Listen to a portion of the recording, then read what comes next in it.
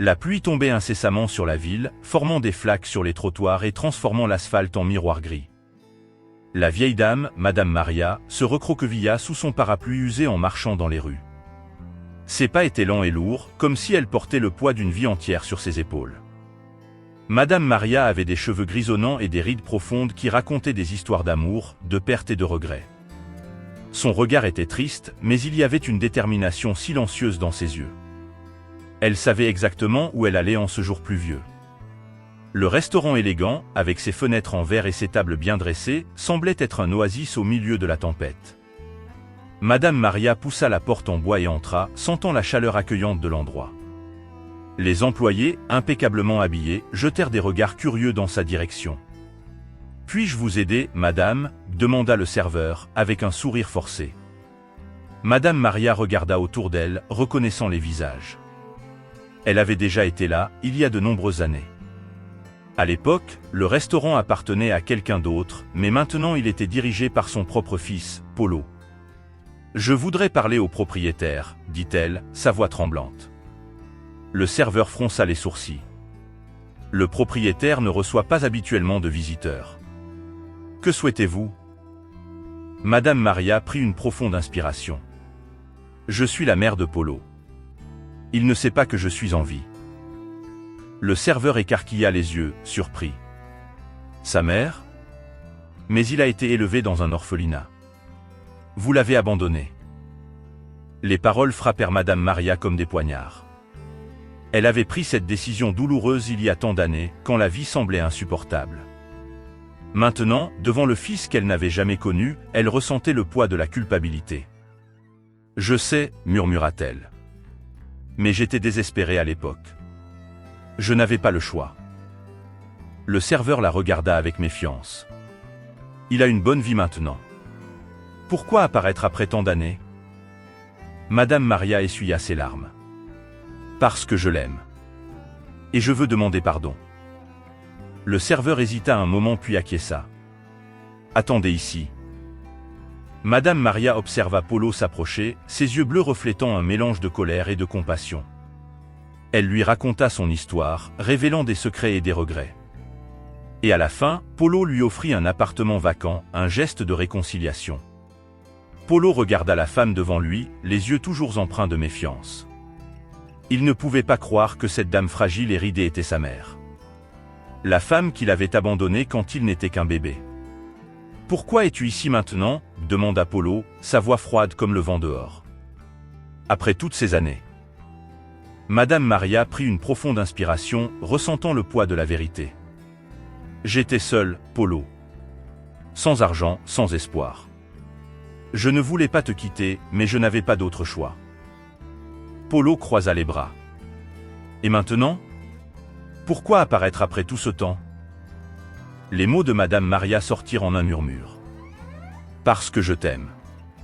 Parce que je n'ai jamais cessé de penser à toi.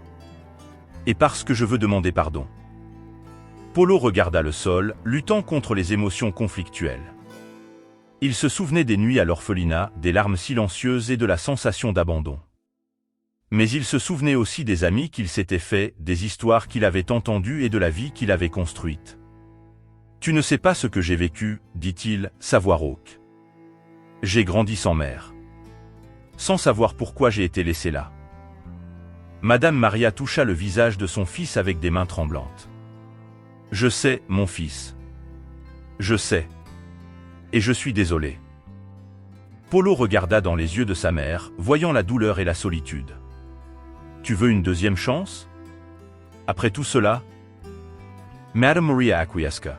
« Si tu me le permets, j'aimerais faire partie de ta vie maintenant. Non pas pour effacer le passé, mais pour faire partie de ton présent. » Paolo soupira. « J'ai ma propre famille maintenant.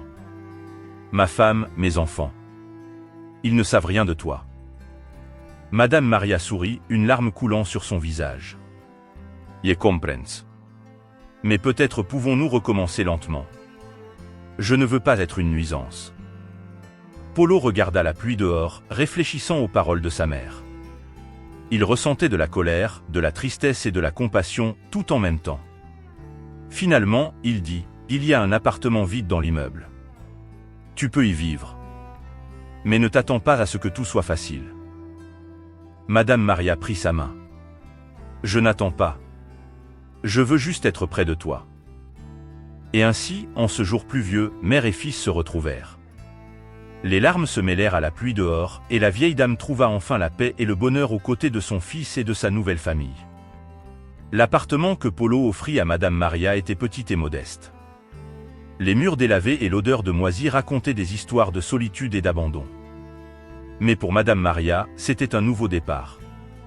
Elle déménagea avec peu de biens, une vieille valise, quelques photos jaunies et un cœur rempli d'espoir.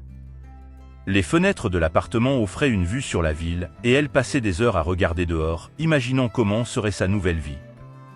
Polo la visitait régulièrement. Ils parlaient du passé, des choix difficiles qu'ils avaient tous les deux faits. Madame Maria racontait des histoires de sa jeunesse, des passions et des rêves qu'elle avait laissés derrière elle. Polo écoutait en silence, essayant de comprendre la femme qui faisait maintenant partie de sa vie. Mais tout le monde n'était pas heureux de la présence de Madame Maria. Les employés du restaurant la regardaient avec dédain, murmurant des mots cruels lorsqu'elle passait. Les clients l'évitaient également, comme si sa présence était une gêne. Un jour, alors que Madame Maria marchait dans le couloir de l'immeuble, elle entendit une voix derrière elle. C'était la femme de Polo, Elena. Ses yeux étaient durs, mais il y avait une tristesse profonde dans son regard. « Tu ne devrais pas être ici, » dit Elena. « Polo est généreux, mais cela ne change pas le passé. » Madame Maria acquiesca. « Je sais. Je veux juste faire partie de sa vie maintenant. » Helena soupira. « Il garde encore des rançures. Et moi aussi. » Madame Maria regarda la femme devant elle. « Je ne veux pas causer de problème. Je veux juste être près de lui. » Elena regarda le sol. « Il est mon mari. Et je l'aime. » Madame Maria toucha le bras d'Elena. « Je ne suis pas ici pour voler ce qui t'appartient. Je veux juste une chance. » Elena regarda dans ses yeux. « C'est un homme bon. Il mérite d'être heureux. » Madame Maria acquiesca. « Je le sais. Et je ferai tout mon possible pour le rendre heureux. » Et ainsi, dans l'appartement vide, deux femmes au destin entrelacé trouvèrent un accord silencieux. Madame Maria poursuivit son chemin, affrontant la discrimination et la solitude, mais trouvant aussi de petits moments de compassion et d'espoir. Le restaurant était le cadre parfait pour la rencontre entre mère et fils. Les tables étaient élégamment dressées, les bougies vacillaient doucement et le son du piano résonnait sur les murs. Madame Maria s'assit à l'une des tables, nerveuse et anxieuse. Polo apparut, vêtu d'un costume impeccable. Ses yeux rencontrèrent les siens, et pendant un moment, le temps sembla s'arrêter. Il s'approcha, hésitant, et s'assit en face d'elle. « Ça va ?» demanda-t-il, sa voix douce. Madame Maria acquiesca. « Oui, ça va. » Les serveurs arriva, proposant les menus. Madame Maria choisit un plat simple, tandis que Polo commanda le vin de la maison. Le silence planait sur la table, chargé de souvenirs non dits. « Je ne sais pas par où commencer, » dit Madame Maria, jouant avec la serviette. Paolo la regarde. « Peut-être par le début. Pourquoi m'as-tu abandonné ?» Madame Maria prit une grande inspiration. « J'étais seule, Polo. Sans argent, sans soutien. Je pensais que c'était le mieux pour toi. » Paolo serra las lebras. « Tu ne sais pas ce que j'ai enduré. L'orphelinat, les nuits sans sommeil, le sentiment d'abandon. » Madame Maria saisit sa main. « Je sais. Et je suis désolé.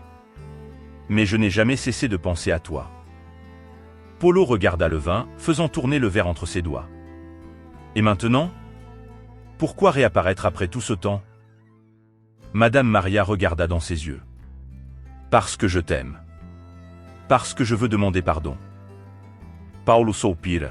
« J'ai ma propre famille maintenant. Ma femme, mes enfants. Ils ne savent rien de toi. » Madame Maria sourit, une larme s'échappant. « Je comprends. Mais peut-être pouvons-nous recommencer lentement. » Paolo regarda la pluie de l'ors. « Je ne sais pas si je peux pardonner. » Madame Maria toucha son visage. « Je n'attends pas que ce soit facile. Mais je veux être près de toi. Et ainsi, lors de ce dîner, mère et fils confrontèrent leurs douleurs et leurs secrets. Les mots étaient comme des couteaux, mais il y avait aussi de la place pour la compréhension et le pardon. L'appartement vide devint le refuge de Madame Maria. Elle passait ses journées à regarder par la fenêtre, observant la pluie tomber et les gens pressés en bas. Le silence était son compagnon constant, et parfois il semblait que les murs allaient l'engloutir. Polo continuait à la visiter, mais les rencontres étaient tendues. Il apportait des nouvelles de la famille, des petits-enfants qu'elle n'avait jamais connus. Madame Maria écoutait en silence, se sentant comme une intruse dans sa propre histoire. Un après-midi, Polo arriva avec une boîte de photographies. Il étala les vieilles images sur la table, révélant des moments que Madame Maria avait oubliés. Il y avait des photos d'elle jeune, souriant aux côtés d'amis et de membres de la famille. Il y avait aussi des photos de Polo, un bébé aux yeux curieux. « Je voulais que tu vois, » dit Polo, pointant une photo d'eux ensemble. « C'est avant que tu partes. » Madame Maria prit la photo, sentant les larmes couler. « J'avais tellement peur à cette époque. » Tillman Perdue. Polo toucha sa main. « Je sais. Mais tu m'as aussi donné la chance d'avoir une vie meilleure. » Madame Maria le regarda. « Tu me pardonnes? » Paulo soupira. « Je ne sais pas. Il y a encore beaucoup de douleur. » Madame Maria acquiesca. « Je comprends. Je veux juste être près de toi. » Et ainsi, dans le silence de l'appartement, mère et fils feuilletèrent les photographies, revivant des souvenirs et faisant face aux fantômes du passé. Madame Maria s'assit à la table de l'appartement, la plume tremblante dans sa main. Elle avait écrit et réécrit la lettre plusieurs fois, mais elle n'était toujours pas satisfaite. Les mots semblaient insuffisants pour exprimer tout ce qu'elle ressentait. « Que fais-tu » demanda Polo, entrant dans la pièce. Madame Maria le regarda, les yeux remplis de détermination. « Une lettre. Pour toi. » Polo fronça les sourcils. « Une lettre ?» Madame Maria acquiesca. « Je veux mettre tout sur le papier. Mes regrets, mes espoirs, ma gratitude. » Paul s'assit à côté d'elle. « Tu n'as pas besoin de faire ça, dit-il. » Madame Maria sourit. « Je sais. Mais je veux. J'ai besoin. » Et ainsi, par cet après-midi pluvieux, Madame Maria écrivit. Elle parla des années de solitude, des nuits où elle pleurait son fils laissé derrière.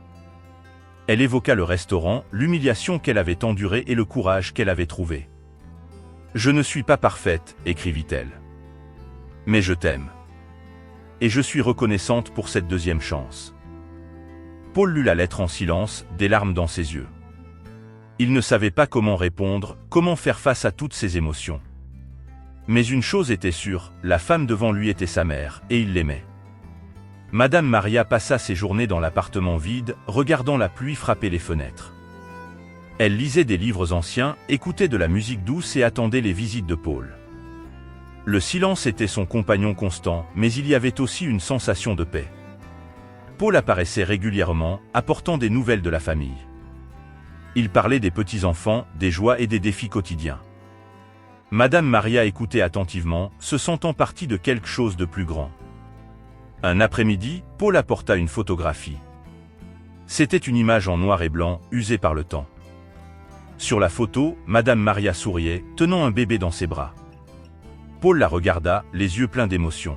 « C'est toi, dit-il. Avec moi. » Madame Maria prit la photo, sentant les larmes couler. « Je me souviens de ce jour. C'était quand tu es né. » Paul toucha sa main. « Je ne comprends pas comment tu as pu me laisser. » Madame Maria regarda la pluie de oro. J'étais désespéré, Polo. Sans soutien, sans espoir. Je pensais que c'était le meilleur pour toi. Paul serra las lèvres. Mais j'ai grandi sans mère. Sans savoir pourquoi j'ai été laissé là. Madame Maria prit sa main. Je sais. Et je suis désolé. Mais je n'ai jamais cessé de penser à toi. Paul la regarda dans les yeux. Veux-tu une deuxième chance? Après tout? Madame Maria hocha la tête. Si tu me le permets, j'aimerais être dans ta vie maintenant. Pas pour effacer le passé, mais pour faire partie de ton présent. Paul regarda la pluie, les larmes dans ses yeux. « Je ne sais pas si je peux pardonner. » Madame Maria toucha son visage. « Je n'attends pas que ce soit facile. Mais je veux être près de toi. » Et ainsi, dans cet appartement vide, mère et fils affrontèrent leurs douleurs et leurs secrets. La compassion et l'espoir étaient les fils qui les liaient, et Madame Maria trouva enfin un endroit où elle appartenait. L'appartement vide commença à prendre vie. Madame Maria décora les murs avec des photos anciennes et des fleurs fraîches. Elle cuisinait des repas simples mais pleins d'amour, et Polo venait la visiter plus souvent. Elena, la femme de Polo, regardait toujours Madame Maria avec méfiance, mais peu à peu, la glace commença à fondre. Elle partageait des histoires, des rires et même quelques larmes. Elena réalisa que Madame Maria n'était pas une menace, mais une femme seule en quête de rédemption. Les petits-enfants de Polo commencèrent également à visiter l'appartement. Ils regardaient curieusement la grand-mère inconnue, posant des questions sur le passé. Madame Maria racontait des histoires de sa jeunesse, des amours perdus et des choix difficiles. Les petits-enfants écoutaient en silence, absorbant chaque mot. Un après-midi, alors que Madame Maria était assise à la fenêtre, regardant la pluie, Elena arriva avec une tasse de thé. Elles s'assirent ensemble, regardant dehors. « Je ne sais pas comment tu as pu faire ça, dit Elena. Comment tu as affronté tout ça seule? » Madame Maria sourit.